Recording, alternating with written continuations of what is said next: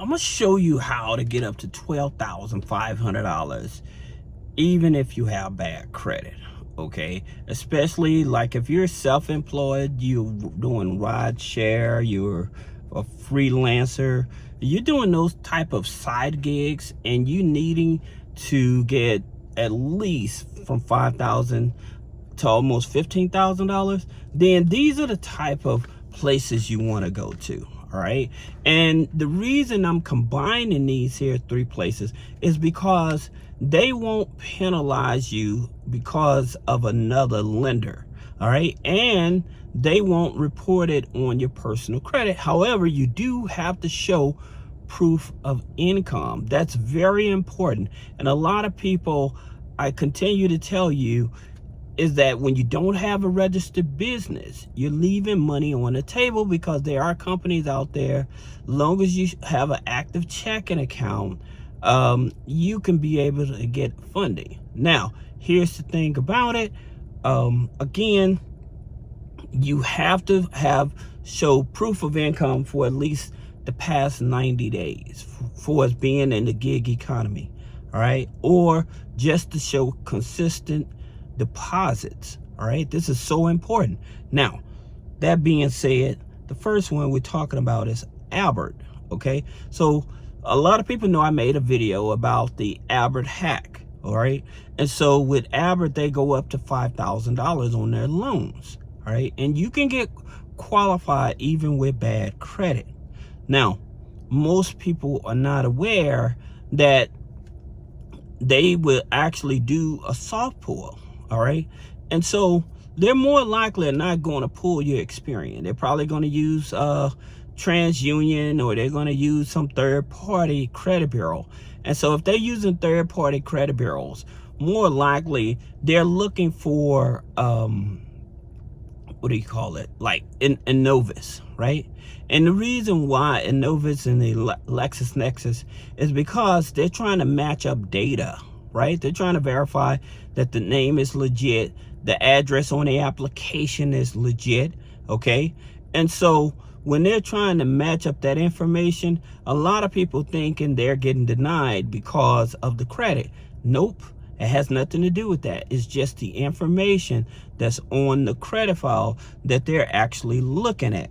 And so, like I said, with Albert, they'll go up to $5,000. Then you have ULIT.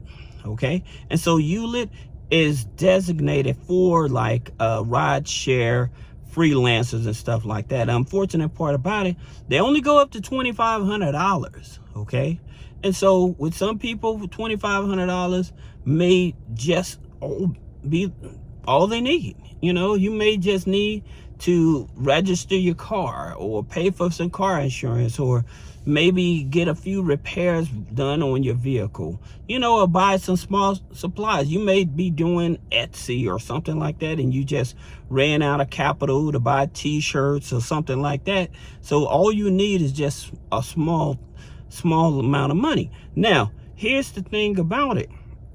When you're doing stuff like, say that you actually doing like art decor, janitorial supplies and stuff, now this is where like Dun and Bradstreet would come in. All right, that's where it would become important.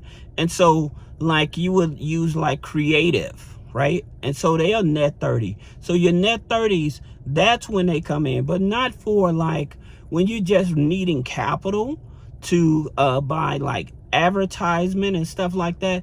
Then Dun and Bradstreet, or you trying to open up your store, you may need capital to pay for payroll or something like that.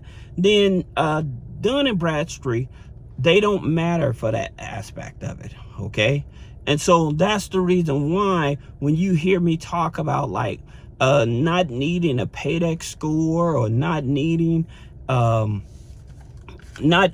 trade lines of net accounts and stuff, is because when you just strictly looking for capital, you don't need it. However, like I said, you may have a business that does use art supplies, you know, or you may have a delivery type of business that needs boxes and you're shipping stuff. You may be doing e-commerce and stuff like that, and so you need more supplies and stuff like that.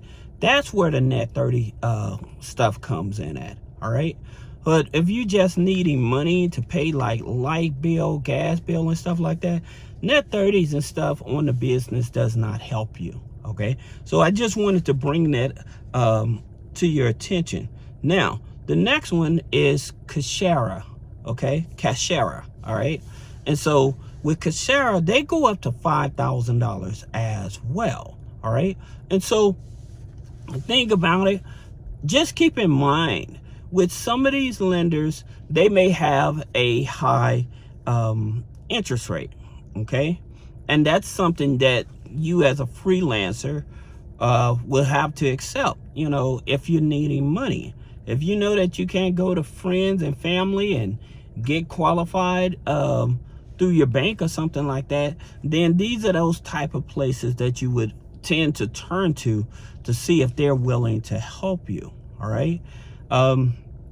You all hear me talk about like Giggle Finance. Now with Giggle Finance, granted, they go up to $15,000. So if you don't want to match up with the 3 loans, then you may want to look at one lender that just goes up to that $15,000. But I can tell you, most of the time with a lot of lenders, especially when you have bad credit, and also depending on your deposits and stuff, especially if you have inconsistent deposits, because most of these, they want you to be in business for 90 days.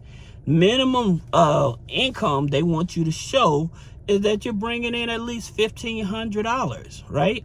And so with that $1,500, they want to see those deposits on a regular. At least you making deposits about 3 to 4 times a month.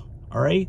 And so this is something that a lot of people that are in the gig economy, they may not pay attention to. That's the reason why in a previous video that I actually told you all the main hack in terms of, like, if you know that you can cash out on a daily or weekly, is to set up a PayPal account and transfer the money over to PayPal.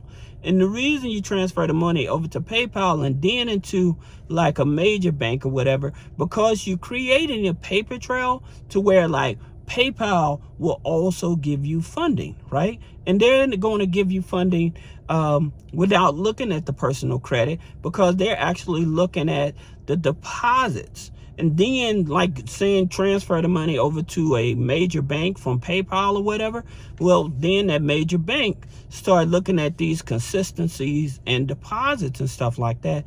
Now they're positioning you to where you be able to qualify for a loan with them. And so that's the reason why I tell you, like with certain banks, you want to build that relationship because they report to all 3 credit bureaus. And so with those type of banks, I'm talking about like with Citi Bank, Chase Bank, Capital One, because they report to all 3 major credit bureaus. All right. Now, I know some people like, well, what about Navy Federal? Navy Federal doesn't report to all 3 credit bureaus.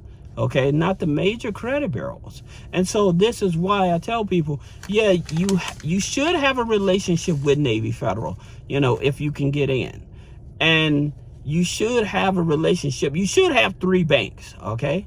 You should have a community bank, a major bank, and a credit union, all right? You should have all 3 of those. But one of the things that most people miss is that in terms of having that consistency of deposits.